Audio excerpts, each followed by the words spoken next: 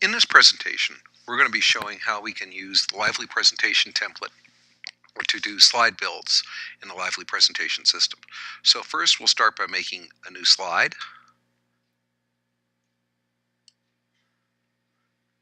And then what we're going to do is go to the menu and add a slide builder to the slide.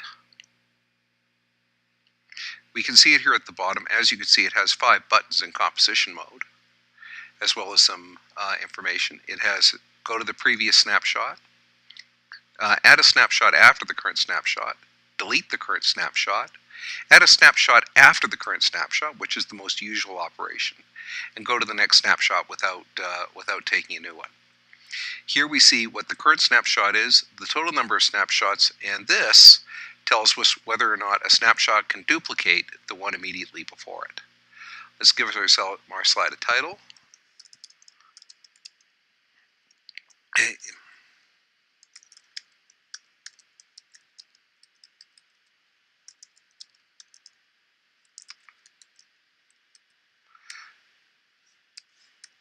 Take a snapshot, and you can see we now have 1 total snapshots, and then start building the slide. So the first thing we're going to do is go to the parts bin over here,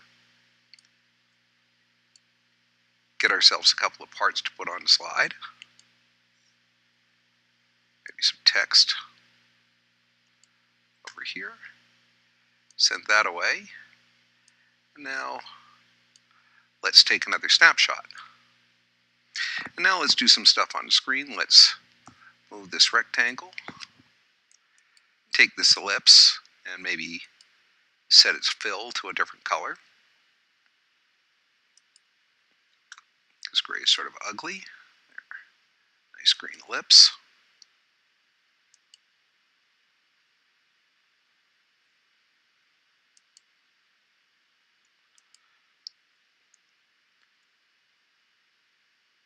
Take the text, drag it and change it to something meaningful.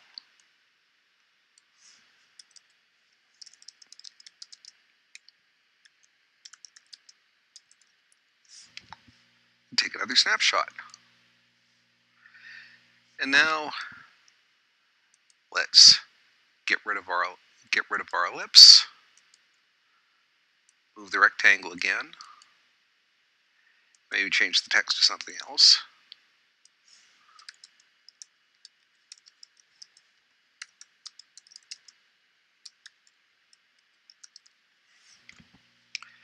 Take another snapshot and say, well, that's about as much as we'd like to do. Now let's take a look and see what our snapshots look like as we walk back.